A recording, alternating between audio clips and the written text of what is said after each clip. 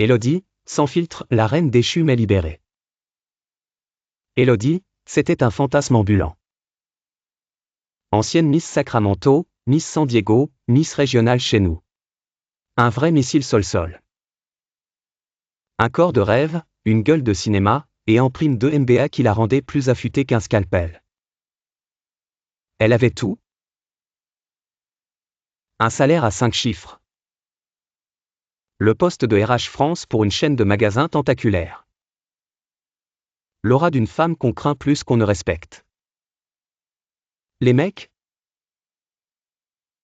Tous des hyènes en rut.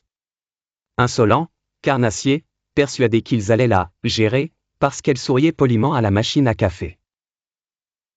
Et quand elle les rembarrait, ce qu'elle faisait 9 fois sur 10, ils prenaient la mouche, se vengeaient en sous-entendus crasseux ou en rumeurs débiles. Elle a couché pour monter, c'est sûr. Regarde son cul. De façon une meuf comme ça, si tu lui files pas ta paye, elle te calcule même pas. Les femmes? Pas mieux. Pire, peut-être. De vraies vipères. Celle qu'elle gérait en RH n'avait qu'une idée, lui foutre la honte, la faire tomber, la décrédibiliser. Parce que oui, c'était bien ses propres collègues, ses copines de boulot, qui faisaient ça. Par pure jalousie. Pour l'adrénaline de la nuisance. Au boulot, c'était la jungle à talons et costards mal taillés, où chacun rêvait d'enfoncer le voisin. Élodie, elle s'était faite une carapace. Elle semait la terreur, descendait des carrières d'un claquement de doigts. Elle a tout connu, les pots de départ hypocrites, les fausses amitiés, les mecs qui la mataient en réunion en oubliant qu'elle était leur boss. Puis la vie l'a rattrapée. 2 AVC. Une tumeur au cerveau. Le genre de maladie qui t'arrache le masque, te reprogramme le cerveau et t'empêche littéralement de mentir.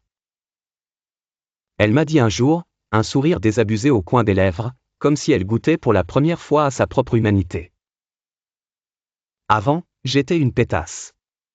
Maintenant je suis vrai. Je peux plus mentir, c'est physique. Les gens le sentent, et crois-moi, ça les fait fuir. Les sorties sont devenues des scènes surréalistes.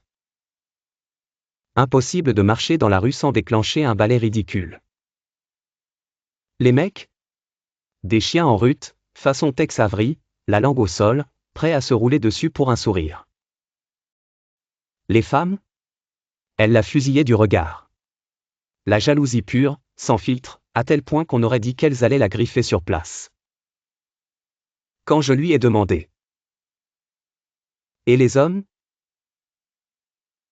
Elle a ricané, j'assume, je les envoie chier. Et des amis, t'en as? Elle a soufflé, presque lasse, non. Va retrouver de la merde dans ton sac ou de la colle dans ton casier. Maintenant que je dis tout haut ce que les autres pensent tout bas, y a plus personne. Elle balançait des vérités comme des grenades. Les chiottes? Ça pue la MST, sérieux. Elle? C'est une grosse dinde. Je fais un sport de pute, mais je suis pas une pute, je fais de la pole dance. Et le plus fou, c'est qu'elle était sincère, débarrassée de toutes ces couches de vernis social.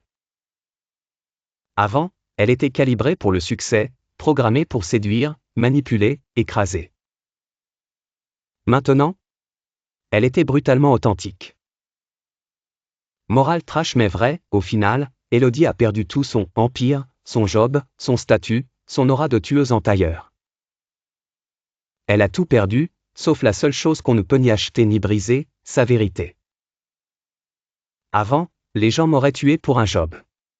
Ou acheté. Maintenant, ils s'en foutent. Et moi, au moins, je suis vrai. Et c'est ça, la leçon dégueulasse mais libératrice. Dans ce monde de serpents et de cabots en costard, être vrai ça coûte tout.